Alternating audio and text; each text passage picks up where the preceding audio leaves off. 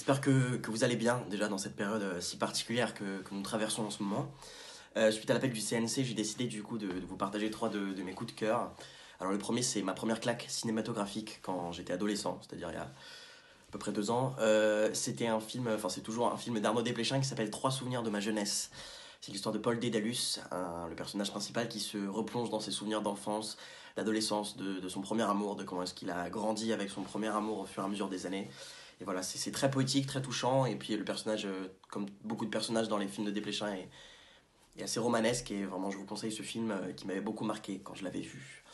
Ensuite en série, je vous conseille une série que je découvre un peu sur le tard, mais je comprends tout l'impact qu'elle a eu. Ça s'appelle Le Bureau des légendes. C'est absolument génial, on est vraiment en immersion dans les services de la DGSE, en haleine avec tous les personnages. Et puis dans une seule et même intrigue, alors c'est un peu le principe des séries, mais c'est vrai que l'écriture est géniale, et puis il y a plein d'autres histoires qui s'entremêlent. Et la distribution est folle, c'est super bien écrit, donc vraiment, n'hésitez pas.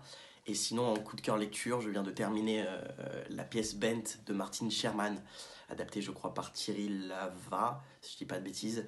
Et voilà, c'est une vraie pièce coup de poing, c'est bouleversant, j'en suis sorti tout chamboulé. C'est une histoire d'amour entre deux hommes pendant la Seconde Guerre mondiale, dans un camp de concentration à Dachau. Et voilà, c'était le début des triangles roses, c'était des triangles qu'on mettait sur les vestes des personnes jugés homosexuels pour les reconnaître dans les camps.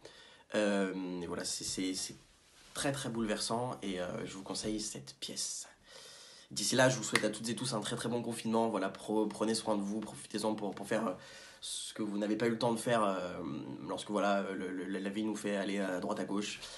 Profitez-en pour faire l'amour, appeler vos proches, lire des livres, regarder des films, des séries, faire ce que vous voulez, mais restez chez vous, voilà. Et je pense très fort à toutes les personnes en première ligne qui luttent contre ce virus et qui font en sorte que nous puissions vivre au mieux notre confinement.